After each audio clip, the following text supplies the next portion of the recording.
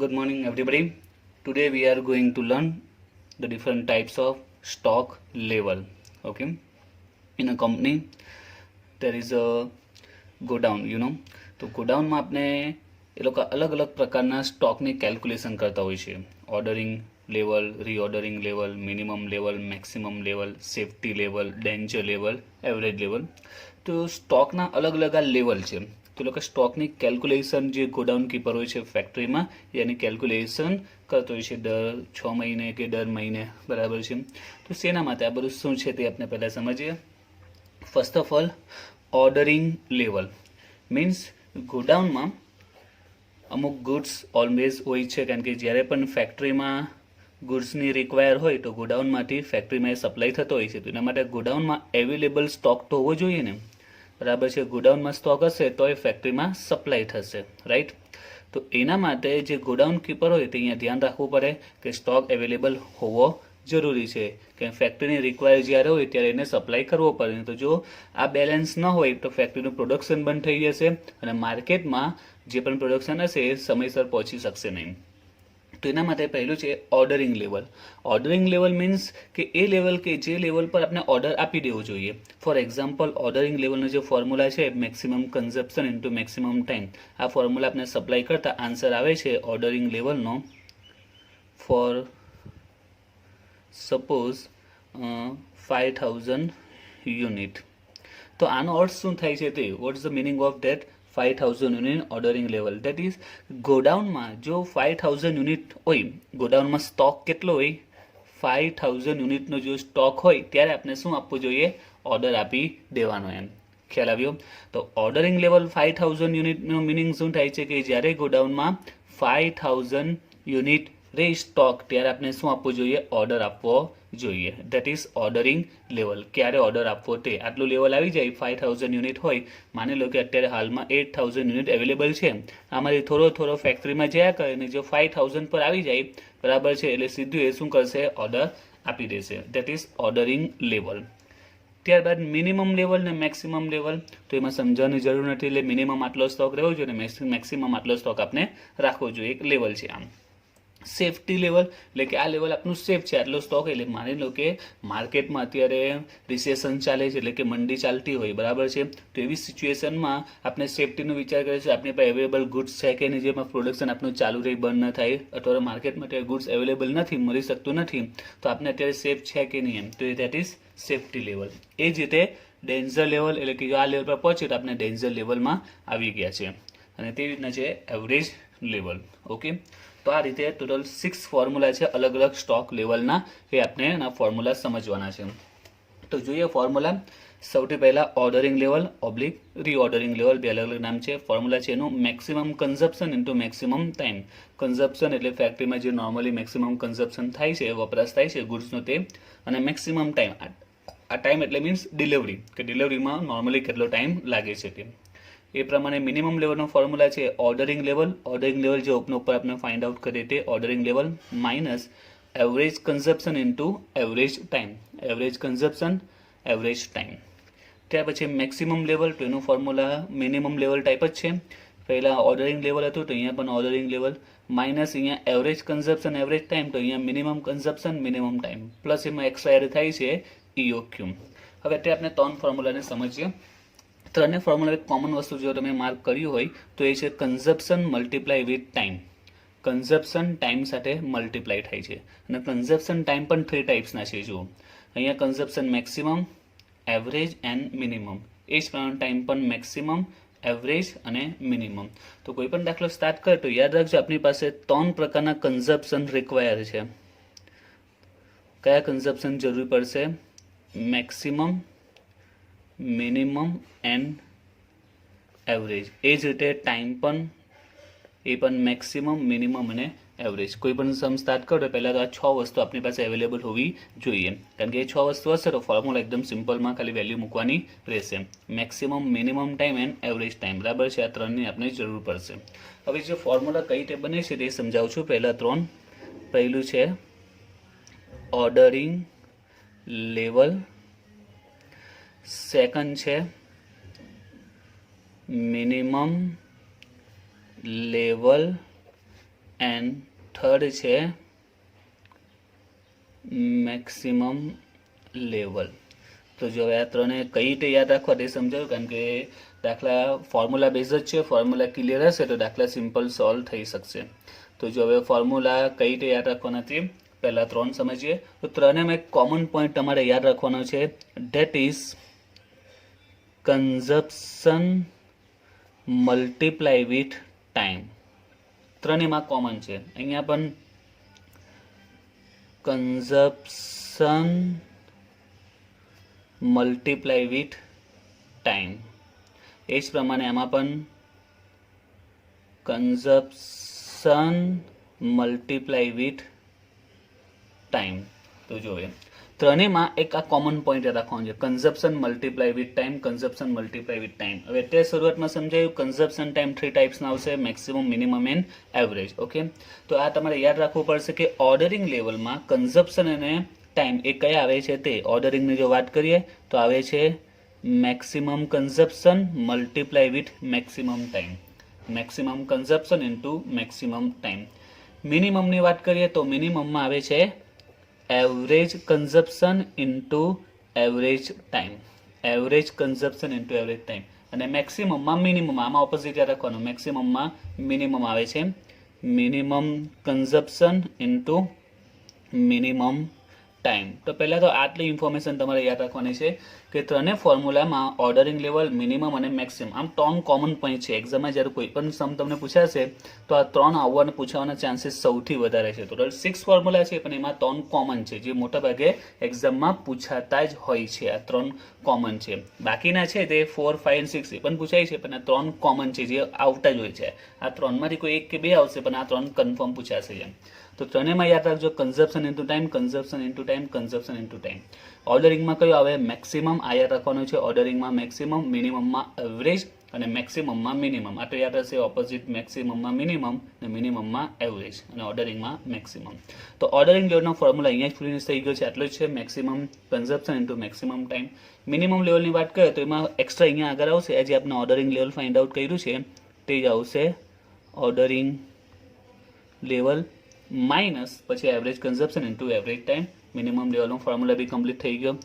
Maximum લેવલની વાત કરીએ તો એમાં પણ આ જ છે. આગળ ઓર્ડરિંગ લેવલ આવી જશે, ordering level minus maximum consumption into maximum time. ખ્યાલ આવી ગયો?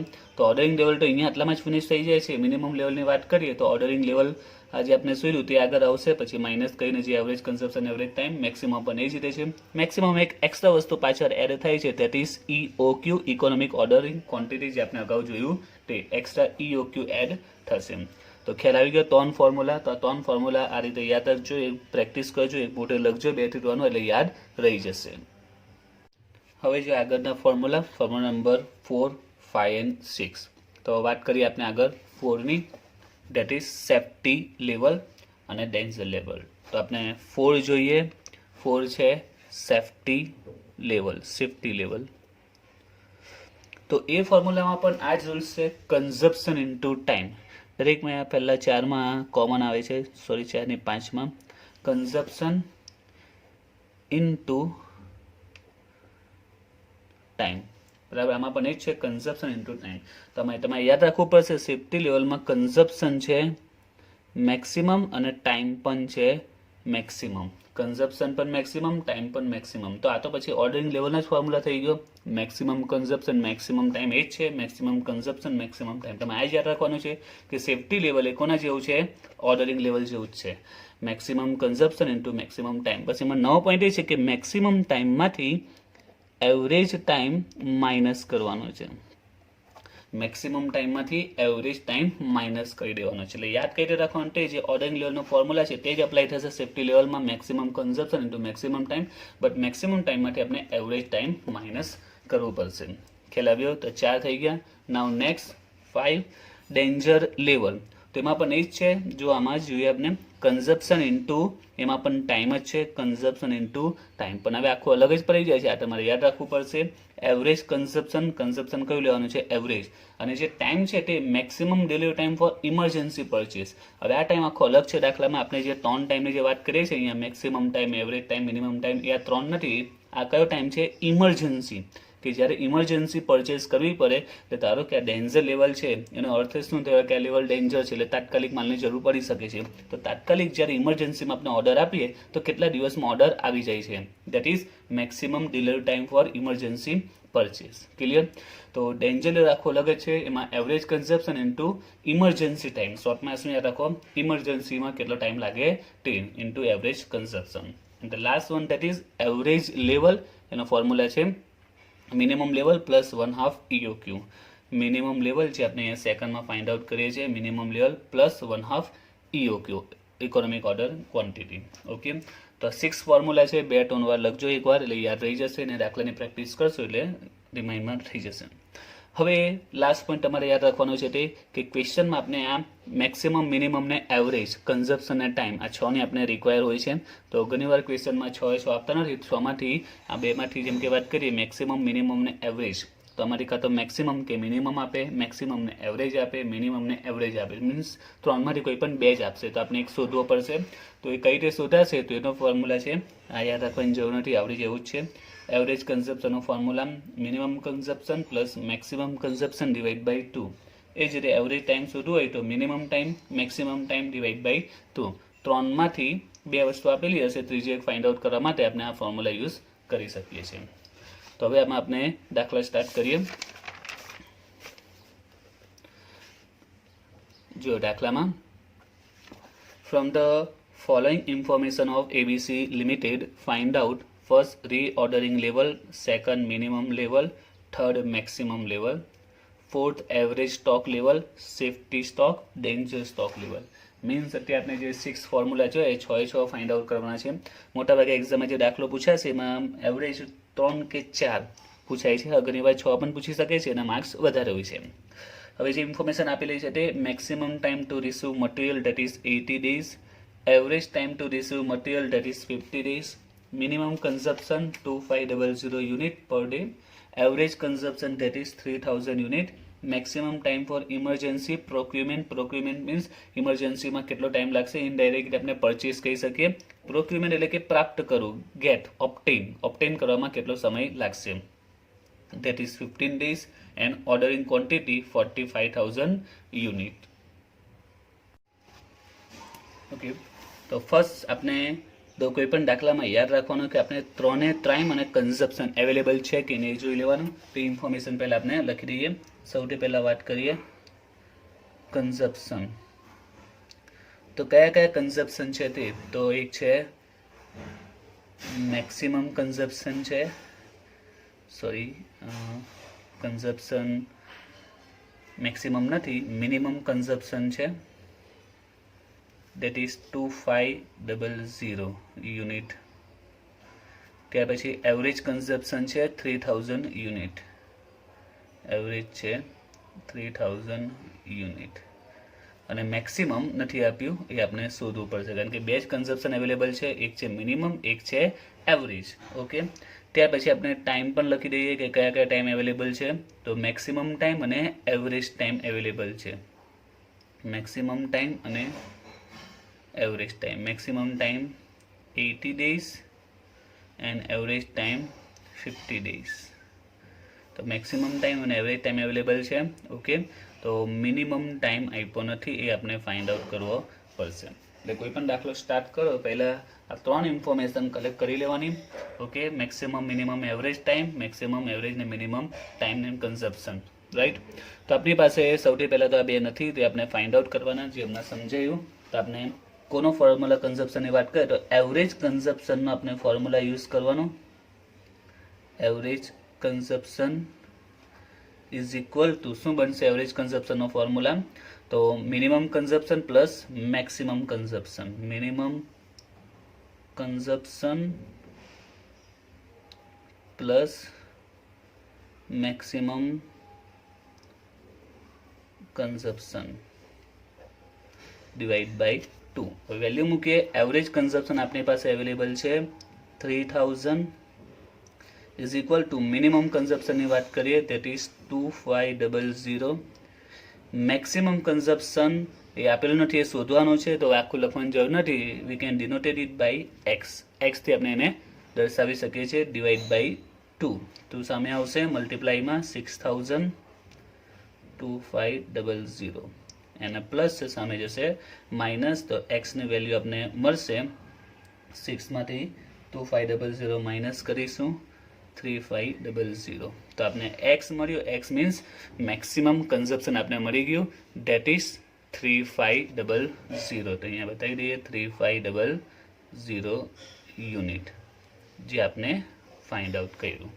એ જ રીતે ટાઈમમાં પણ એ જ પ્રમાણે સુધી કરીએ તો એના માટે formula average time is equal to minimum time plus maximum time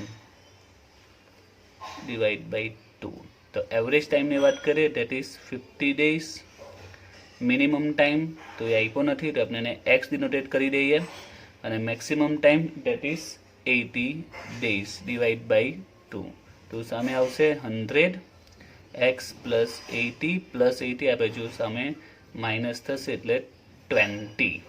તો આપણે મિનિમમ ટાઈમ મળી ગયો 20 days. Okay, now we can find out easily the 6 stock level. Okay, so let's start the first one, that is reordering level.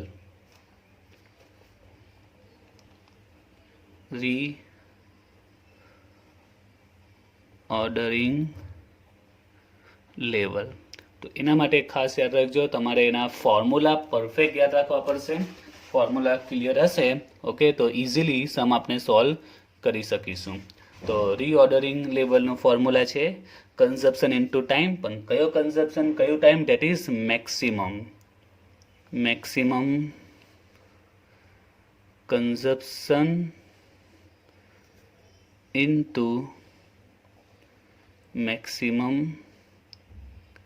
Time. તો કન્ઝપ્શનની વાત કરીએ, maximum consumption તો that is 3500 અને maximum time that is 80. તો 3500 into 80 answer આવશે 2,80,000. Now second is minimum level.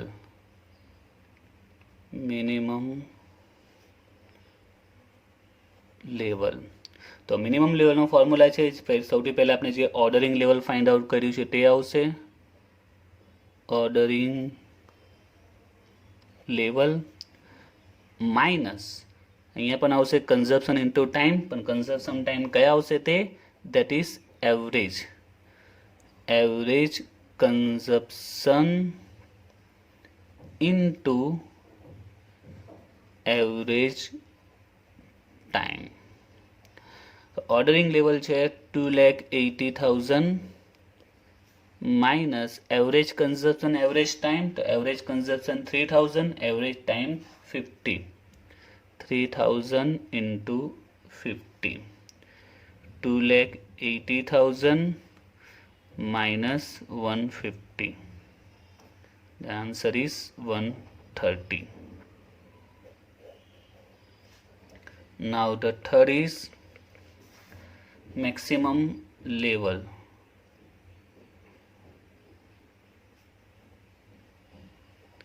એનો formula minimum લેવલનું જ છે. સૌથી પહેલા ઓર્ડરિંગ લેવલ માઇનસ મેક્સિમમ લેવલમાં કન્ઝપ્શનનો ટાઈમ મિનિમમ આવશે, minimum consumption multiply with minimum time bracket over અને લાસ્ટમાં plus EOQ economic ordering quantity.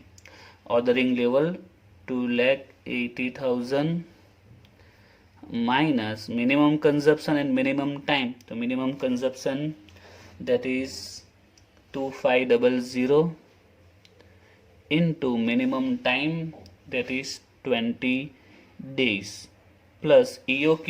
તો ક્વેશ્ચનમાં EOQ આપેલું છે ordering quantity that is economic ordering quantity. તો EOQનું full form economic ordering quantity છે, second name is ordering quantity, એ પણ EOQ જ કહેવાય. This is EOQ. Remember that ordering quantity is also EOQ 4500. 280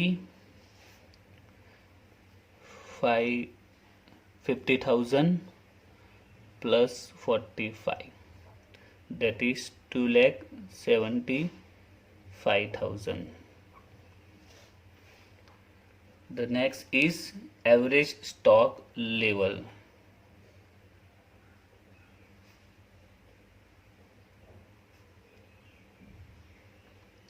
તો એવરેજ સ્ટોક લેવલનો ફોર્મ્યુલા છે minimum level plus 1/2 EOQ. Minimum level આપણે ફાઇન્ડ આઉટ કર્યું 130 પ્લસ 1/2 EOQ. EOQ છે 45,000. તો 130 પ્લસ 45 ના 1/2 22500 and the answer is 152,500. The next is safety stock. તો safety સ્ટોકનું formula ordering લેવલનું જે છે એ જ પ્રમાણે આવશે. ઓર્ડરિંગ લેવલમાં maximum consumption into maximum time, તો એ બેઝ પર જ એનો ફોર્મ્યુલા આવશે. તો જુઓ maximum consumption multiply with maximum time. પણ એમાં નવ શું આવશે તો મેક્સિમમ ટાઈમમાંથી એવરેજ ટાઈમને કટ કરી દેવાનો છે, માઇનસ કરી દેવાનો છે. તો આ સેફટી સ્ટોકનો ફોર્મ્યુલા થઈ ગયો. તો maximum consumption that is 3500 into maximum time 80 days minus average time 50. So 3500 into 80 minus 50, that is 30, and the final answer 1,05,000. And the last, that is danger stock level. Danger stock level.